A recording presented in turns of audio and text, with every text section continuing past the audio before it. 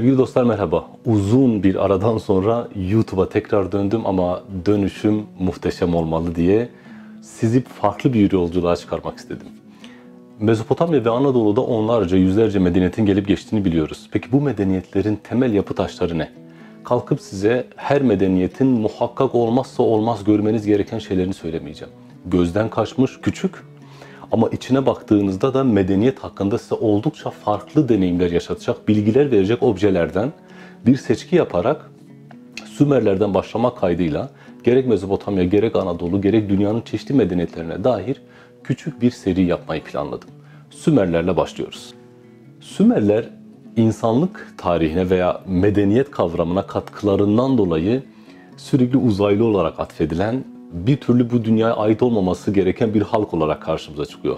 Ve dünya üzerindeki birçok kültür de bize kazandırmış oldukları yeniliklerden dolayı da hep kendilerinden bir pay biçerek kimisi Türk dedi, kimisi Kürt dedi, kimisi Arap dedi. Ama Sümerlere de siz kimsiniz kardeşim deme şansımız olmadığı için elimizdeki veriler üzerinden gideceğiz.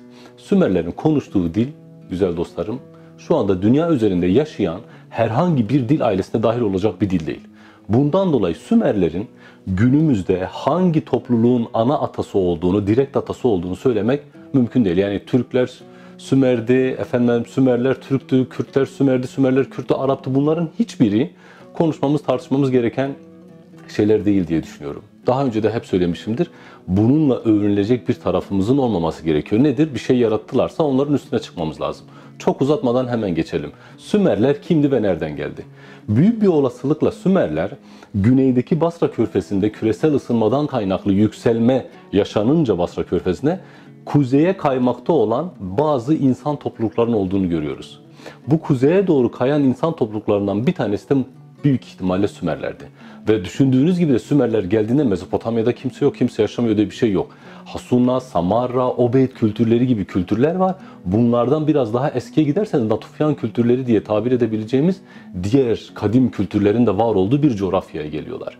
Ve kendi gereksinimleri, ihtiyaçlarından dolayı da bu geldikleri, mülteci olarak geldikleri daha doğrusu coğrafyaya olabildiğince fazla değer katmaları gerekiyordu ki buradan da gidecek bir yerleri olmasın veya buradan da bir yere gitmek istemediler. Bundan dolayı Sümerler günümüzde Bahreyn sınırları içerisinde kalan Dilmun adası kökenli olabileceklerini düşündüğümüz bir halk. Tekrar edelim, konuştukları dilde günümüzde yaşayan herhangi bir dile benzemiyor. Peki bu insanların mitos kökenine baktığınızda kendilerini nasıl bir topluluk, nereden geldiler diye adlandırıyorlar, addediyorlar. Burada sizi bir mühür üzerinden geçmişe götüreceğim. Bu size göstereceğim silindir mühür, ki silindir mühürler genelde amulet olarak kullanılabiliyorlar. Amulet nedir? Muska diye tabir edebiliriz. Amulet olarak kullanılabiliyorlar, tüccarların imzası olarak kullanılabiliyorlar ve güvenlik bandı, hani paralarda da olur ya güvenlik şeridi, o güvenlik bandı olarak da küplerin etrafının sahibi tarafından mühürlenmesi olarak kullanılabiliyor. Ama buraya da kalkıp aile portrelerini çizmiyorlar. Tanrıların mitolojik öykülerini çiziyorlar. Size göstereceğim Adda mührü de günümüzden yaklaşık 4000-4500 yıl öncesine tarihlenen ve Sümer mitolojisine ait bizi ilginç bir yolculuğa çıkaran mühür. Mühür aslında Tanrı Enki'nin Oannes adındaki balık tanrıya veya amfibi diye tabir edebileceğimiz yarı denizde yaşayan, yarı karada yaşayan bir canlıya bilgeliği vermesiyle ilgili. Bu bilgeliği Oannes aracılığıyla kime gönderiyor? Sümerlerin kendisine göre. Sümerlerin inancına göre Oannes denizden çıkar. Başta yazı, matematik, mimari, aklınıza medeniyet ve şehir kavramı ile ilgili gelebilecek her şeyi Sümerlere öğreterek tekrar denize giderler. Aslında bu Sümerlerin kökenine dair de bize güzel ipuçları veriyor. Çünkü bilgeliğin denizden gelmesi kendilerinin göçmek zorunda kaldığı coğrafyanın su altında kalmasıyla da ilişkilendirilebilir. Aslında denizden gelen Yohannes ya da amfibi yarı denizel yarı karasal bir tanrı değil de Sümerlerin kendi öz atalarıydı. Gelin hep beraber bu mührün üzerindeki tanrıları ve figürlerin hepsini teker teker inceleyelim. Hatta şöyle bir açıklama da yapayım. Eğer mührü birebir yakından görmek istiyorsanız şu korona günlerinden sonra bir uçağa atlayıp British Museum'a gitmeniz gerekiyor. Çünkü mührümüz orada. Mührün üzerine baktığınızda yay ve okla bir av tanrısını, soldaki dağın üzerinde küçük bir ağacın yanında duran, kanatlı ve omuzlarından silahları balta ve gürze benzetebileceğiniz, çıkmakta olan İştar'ı güneş tanrısı Şamaş'ın başının üzerinde bir çalı tarzı bitki, büyük ihtimalle de hurma ağacı olabilir. Çünkü hurma ağacı Mezopotamya'da ya da hurma bitkisi Mezopotamya'da inanılmaz kıymetli, değerli bir şey. Pekmezi, yemeği, şarabı, aklınıza gelebilecek her şey yapılan bir şey ki çocukluğumda çokça hurma pekmezi ve yoğurt yediğimi söyleyebilirim. Bir hurma ağacı tutmaktadır. Elinde dişli bir bıçak gibi bir şey göreceksiniz dağların arasında çıkmakta olan. Bu arkadaşlar, yani buradan doçent doktor Zafer Derin hocamın kulaklarını çınlatayım. Şamaş anahtarı dediği bir anahtar. Malatya bölgesinde ahşaptan yapılan bu anahtar çok basit.